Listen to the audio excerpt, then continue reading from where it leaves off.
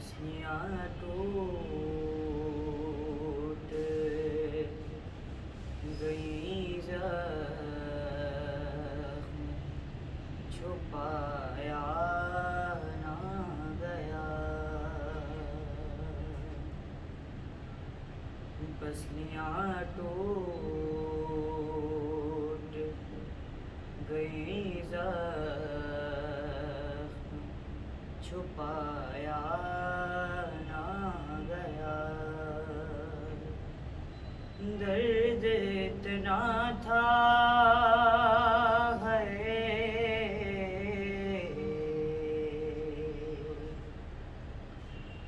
درد اتنا تھا کہ حیدر کو بتایا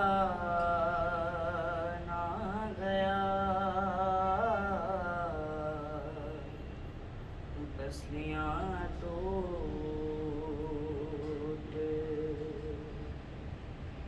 رو کے حسنین کو دی فاطمہ زہرا نے صدا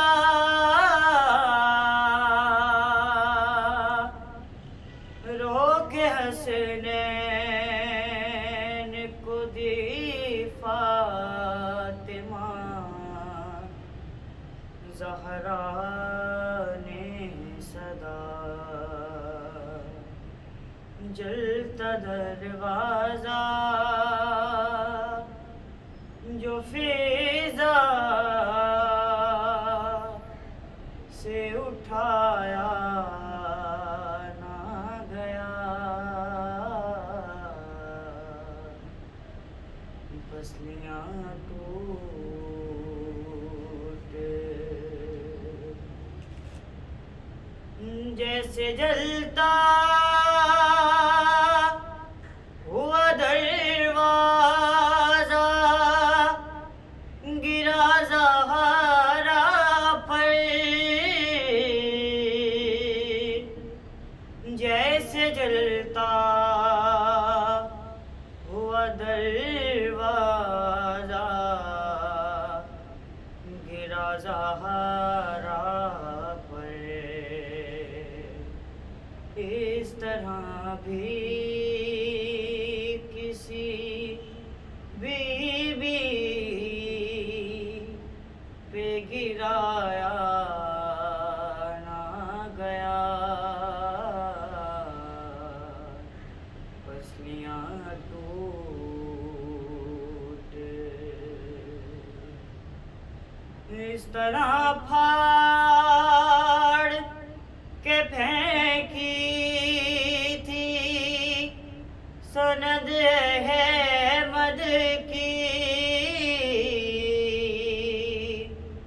اس طرح پھاڑ کے پھینکی تھی سند احمد کی ایک بھی ٹکڑا وہ زہرا سے اٹھایا نہ گیا پسلیاں ٹوٹ اعوذ باللہ من الشیطان اللعین الرجیم بسم اللہ الرحمن الرحیم اللہم صلی علی محمد وآل محمد واجل فرجهم اجمعین۔ السلام علیکم ناظرین، قائم ٹی وی کینیڈا کے پروگرام وما ادراکا ما فاطمۃ الزہرا کے تیسرے حصے کے ساتھ میں سید محمد وہاب زیدی حاضر خدمت ہوں۔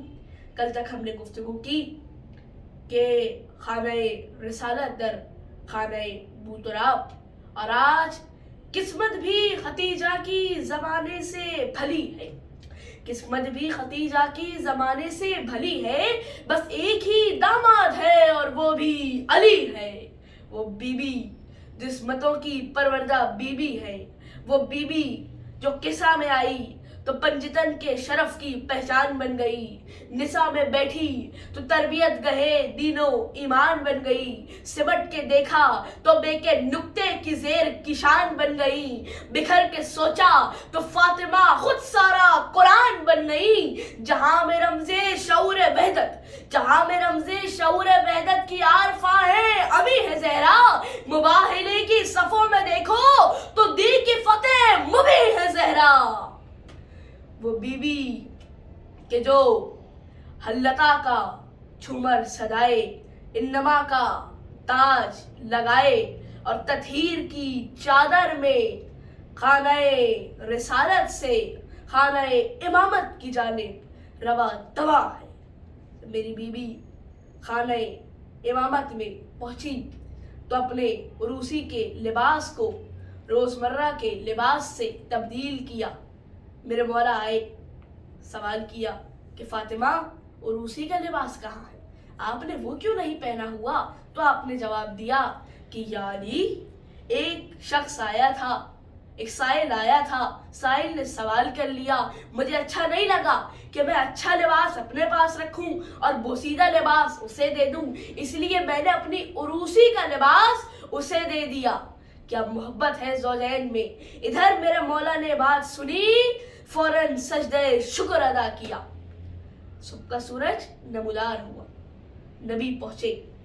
اب بڑا عجیب منظر ہے، بیٹیوں سے پوچھا جاتا ہے، لیکن یہاں نبی داماد سے پوچھ رہے ہیں، میرے مولا سے پوچھ رہے ہیں کہ یا علی، فاطمہ کو کیسا پایا؟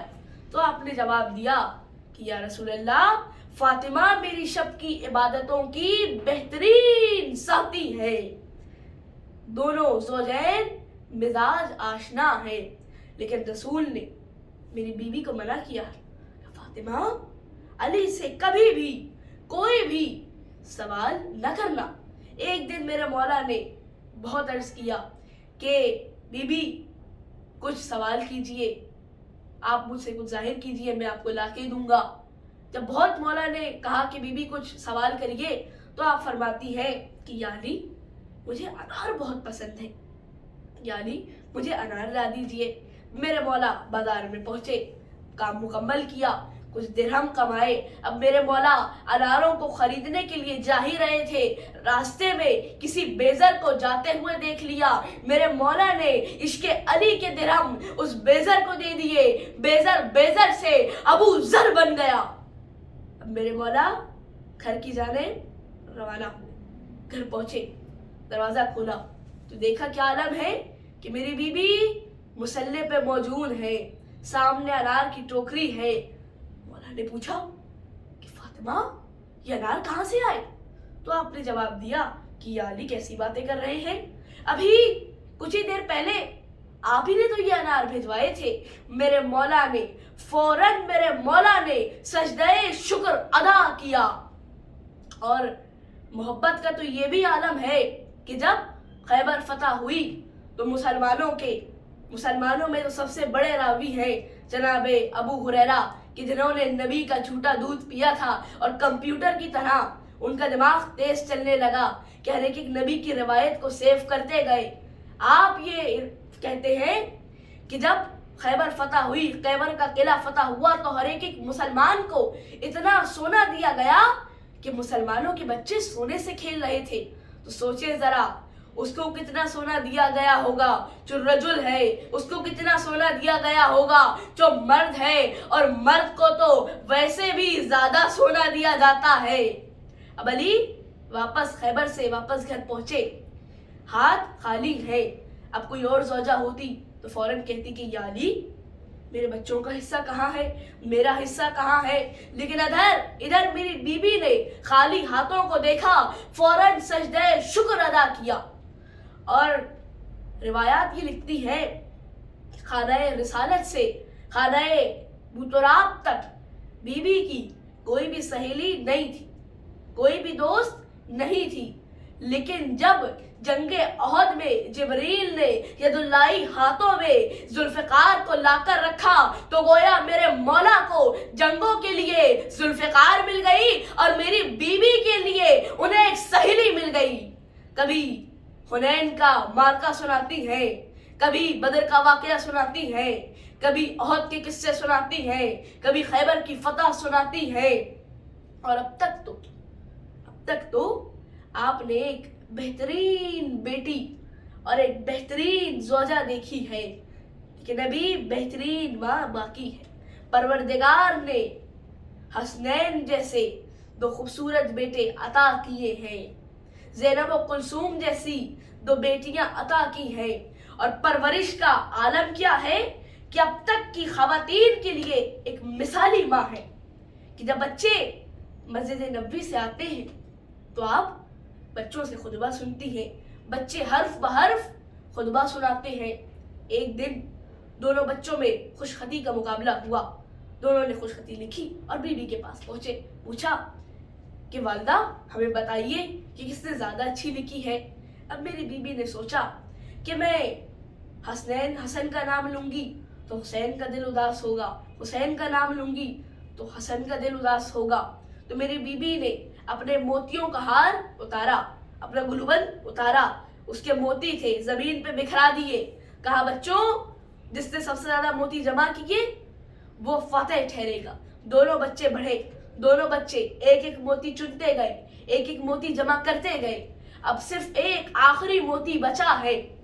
اب حسن حسین کو دیکھتے ہیں، حسین حسن کو دیکھتے ہیں، حسن چاہتے ہیں کہ حسین موتی لے لے، حسین چاہتے ہیں کہ حسن موتی لے لے۔ وہاں پروردگار نے حکم دیا کہ جبریل جاؤ، جا کر اپنے پر سے اسے ایک موتی کے 2 ٹکڑے کر دو۔ جبریل پہنچے، اپنے پر سے موتی کے 2 ٹکڑے کیے، موتی 2 ٹکڑوں میں تقسیم ہو گیا، ایک ٹکڑا حسن نے اٹھا لیا، ایک ٹکڑا حسین نے اٹھا لیا، اور دونوں فاتح ٹھہرے۔ اور جب اس عالم میں بھی میری بیوی نے گھر کے کاموں کو نہیں چھوڑا، گھر کے کام بھی کرتی ہیں، لیکن گھر کے کام بہت زیادہ ہیں۔ اور جب خانہ رسالت سے آپ کو ایک کنیز عطا ہوئی تو اب بیوی کا کیا عالم ہے کہ یہ نہیں کہ سارا کام کنیز کرے، بلکہ ایک دن میری بیوی کام کرتی ہے، ایک دن کنیز کام کیا کرتی ہے۔ اور اسلام کی تو ہر جنگ میں علی مجاہد دین رہے، اور وہاں ایک زوجہ تھی۔ کیسا ہو سکتا ہے کہ شوہر زخموں پہ زخم کھا رہا ہو، تلواروں پہ تلواریں کھا رہا ہو، اور زوجہ بے چین نہ ہو، دل دھڑک رہا ہوتا ہے، پروردگار کی بارگاہ میں ہاتھوں کو بلند کر کے کہتی ہے کہ پروردگارا میرے سرتاج کی خیر ہو۔ اور جب احد کے میدان میں شیطان نے صدا بلند کی کہ محمد قتل ہو گئے، میری بیوی دیوانہ وار خواتین بنو ہاشم کے ساتھ میدان احد میں پہنچی، نبی کے پاس پہنچی۔ کیا عالم ہے نبی کا کہ زخم ہے، دندان مبارک ٹوٹ چکے ہیں، پیشانی پہ بھی زخم ہے، خون بہتا جا رہا ہے۔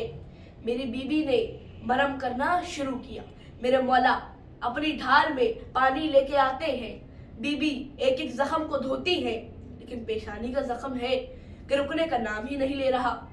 میری بیوی نے کپڑا لیا، کپڑے کو جلایا، اس کی راکھ کو نبی کے اس زخم پہ رکھ دیا، اور اس زخم سے خون بہنا بند ہو گیا، حتیٰ کہ جب مباہلے کا میدان سجنا شروع ہوا تو ایسے عالم میں نبی در سیدہ پہ موجود ہے، نبی در سیدہ پہ موجود ہے۔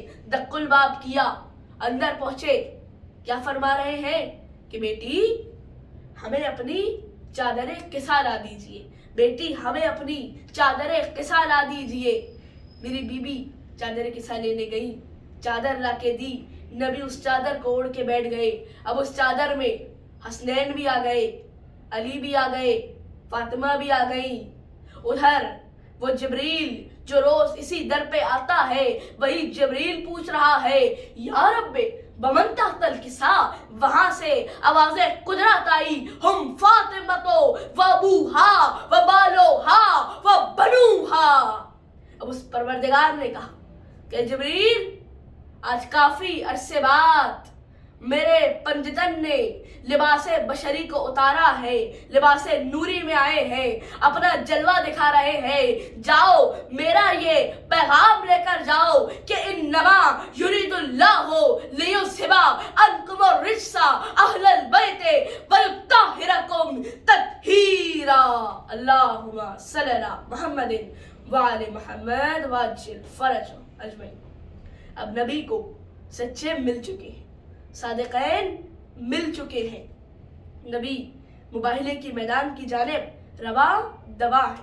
لیکن یہاں ایک قابل غور بات ہے کہ عورت کی گواہی ہے، عورت کی گواہی ہے شریعت میں ادھوری، عورت کی گواہی ہے شریعت میں ادھوری، کیا عقل کے میزان پہ معمور ہے زہرا۔ عورت کی گواہی ہے شریعت میں ادھوری، کیا عقل کے میزان پہ معمور ہے زہرا۔ وہ دیکھو مباہلے میں گواہی کے لیے بھی دو مرد ہیں اور ایک ہی مستور ہے زہرا۔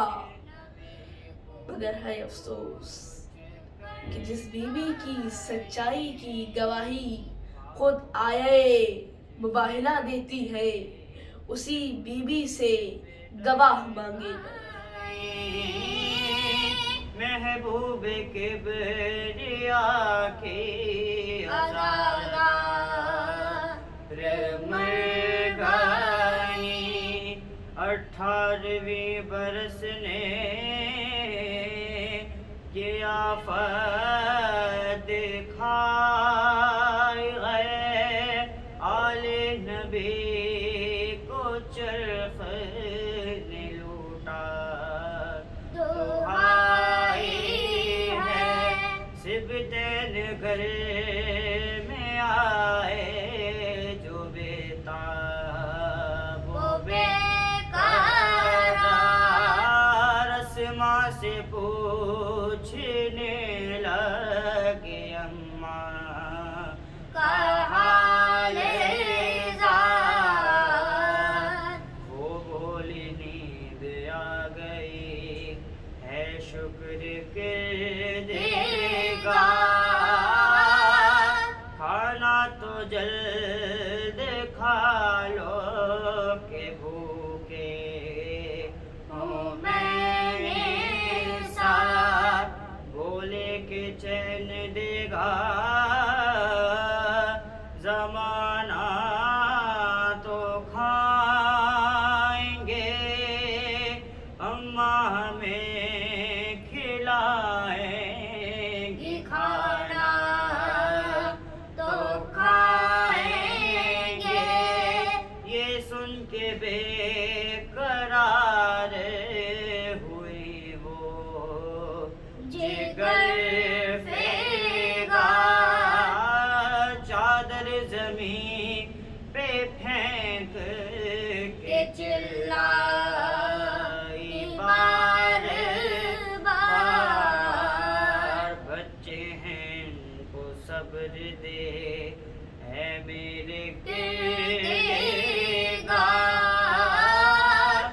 اب وہ کھلانے والی